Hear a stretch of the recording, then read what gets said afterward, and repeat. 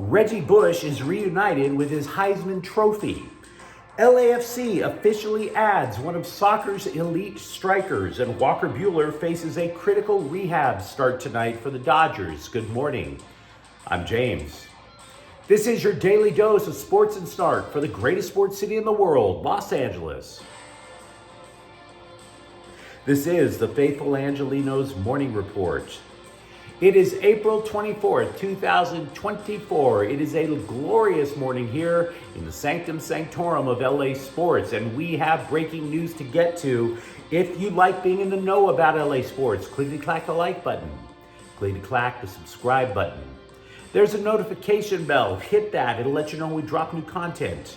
Sharing is caring. Let people know we exist, and by all means, comment. Now, before we go through the news and notes, and we got a lot to get to, a look at the scoreboard. Kawhi Leonard returned for the Clippers last night, but they still gave up home court advantage in the first round of the NBA playoffs. They lose to Dallas 96-93. James Harden and Paul George each scored 22 points, but Luka Doncic straight up took over with a game-high 33 for the Mavericks.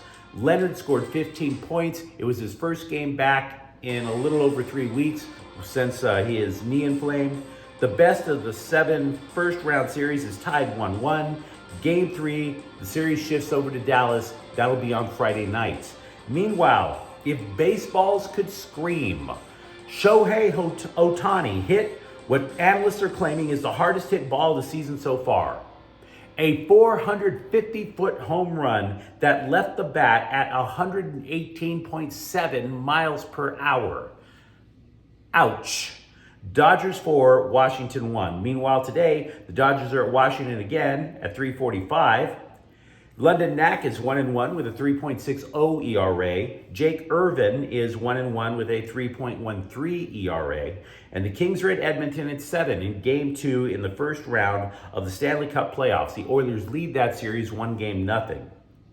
As for the news, the 2005 Heisman Trophy belongs to Reggie Bush once again.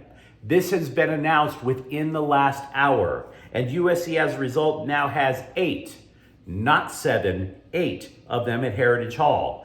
The people who present the award, given to college football's best player, acknowledged that the landscape of the game has changed. In other words, they didn't want to get sued, but we'll get to that in a moment. Bush forfeited the trophy back in 2010 among numerous punishments that the NCAA handed out to the Trojans football program in the wake of improper benefits that Bush and his family were given. But thanks to NIL, name, image, and likeness, those benefits would be considered normal today. The people who reversed course, as you might imagine, they issued a statement issuing the happiest of the happy talk about welcoming Bush back to the Heisman family. And this, frankly, is where it pays to be a cynic.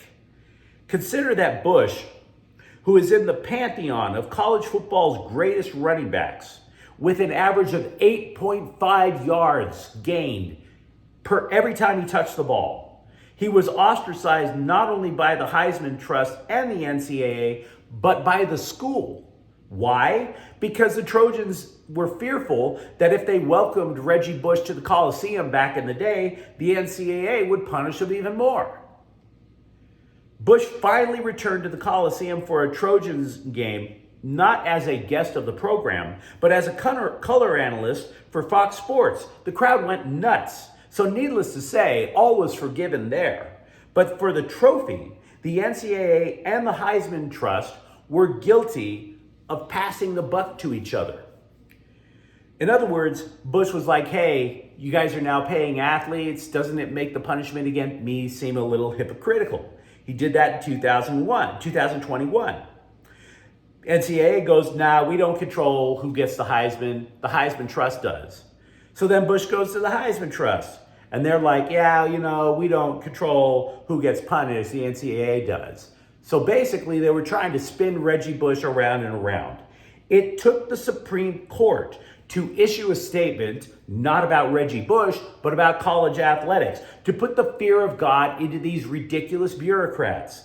The trust reread the SCOTUS decision in the case NCAA versus Alston and realized, hey, we could get our little blue-blooded fannies paddled in a lawsuit here. Bush did file a lawsuit, by the way, against the NCAA last year for defamation. Now, I don't know for sure, because I'm not a lawyer, if that's what led to this change of heart. But I don't think you need a ruler to connect those dots. I don't know, by the way, if that case is being dropped. There are other things that we also don't know. We do not know if the NCAA will reverse course and allow the Trojans to get back 14 forfeited victories, for example. But we can definitely say Reggie Bush finally gets his trophy back. He's overjoyed. Other Heisman winners who had his back are overjoyed, such as Johnny Manziel, Matt Leinart, Tim Brown. And the Trojans have earned more Heismans than any other school with 8. So, once again, Reggie Bush gets his Heisman back after a fight that lasted for many years. Olivier Gerard has officially signed his contract with LAFC yesterday. The 37-year-old is leaving AC Milan, but he cannot play for the Black and Gold until July. Because of this deal, Gerard will also be skipping out on playing for France in the Summer Olympics, but he can play for France in Euro 2024. He is one of the world's elite strikers. He has 276 goals in club play. He won a World Cup for France. When the agreement was originally reached, but he couldn't sign the agreement, it was just originally reached, we went into greater detail about what it would mean for LAFC then. The upshot is this: you could slot Gerard at center forward, then you have MLS Golden Boot winner Dennis Buehler on one side. Absolutely would open up things for LAFC's offense, but there's still an issue. His debut is, 3 months away? 3? And LAFC is currently tied for 7th in the Western Conference. So the point is that they are going to need to cobble together as many points as they can to stay in contention until their offense basically goes ballistic from July to the end of the season. Last night's Dodger game out in Washington marked the first in a stretch of 28 games in 30 days. So because of that, you're going to see even more juggling in the rotation than you normally would, either in bullpen games. Maybe Ryan Yarbrough gets promoted briefly to the starting rotation. Maybe minor leaguers getting promoted in spot starts. This is very common with the Dodgers. But also there is another solution out there. Walker Buehler. He is going to make another rehab start for Oklahoma City tonight out in Albuquerque. But frankly, he needs to show us something, because Buehler's last start, whether the ball would actually hit the strike zone was a 50-50 proposition. His control was all over the place. Even Dave Roberts said that the results of that start were not great and he needs better command. Quote, "I expect him to dial it in," unquote. That's what Roberts told the LA Times. How does playing a game that challenges you aerobically, such as basketball, a mile above sea level, affect your decision making? How does exhaustion get into your head? Well, for the Lakers, they built a 20-point lead in Game 2 of their series with the Denver Nuggets by running the same play ad nauseum. LeBron James, he summons over Anthony Davis to get to the free throw line. They run a quick pick and roll. Gimme shots ensued. Easy baskets. Lakers build the lead. But in the second half, they stopped running it. Oh, they ran the play, but it wouldn't necessarily be LeBron James. It might be D'Angelo Russell. D'Angelo Russell is not considered explosive going to the basket. LeBron James is. And meanwhile, Davis was winded. So he wasn't coming over to the free throw line. He was just loitering around in the corner, at the three-point line. So as a result, the easy baskets in the first half became much more challenging in the second half. When Davis was winded, he simply wasn't able to set the pick. And LeBron James was also getting a little bit of a rest of controlling the ball.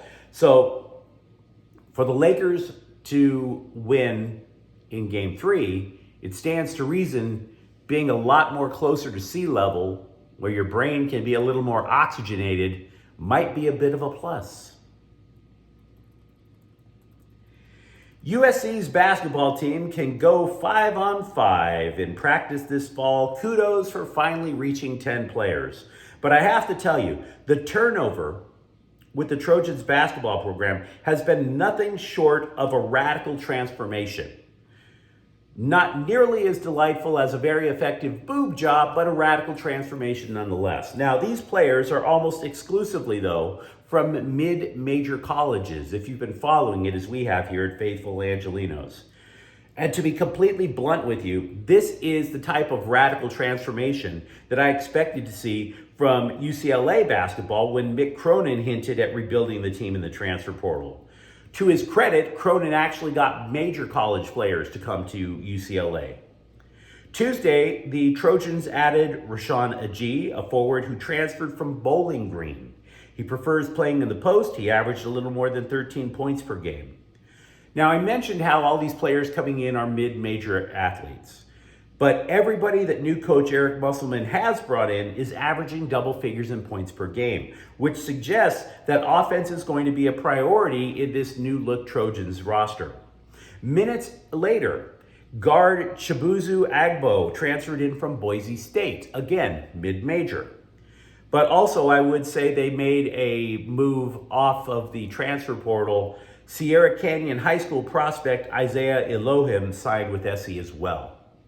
Having said that, not only are they getting mid-major players, from the looks of things, USC's basketball team, they're kind of small.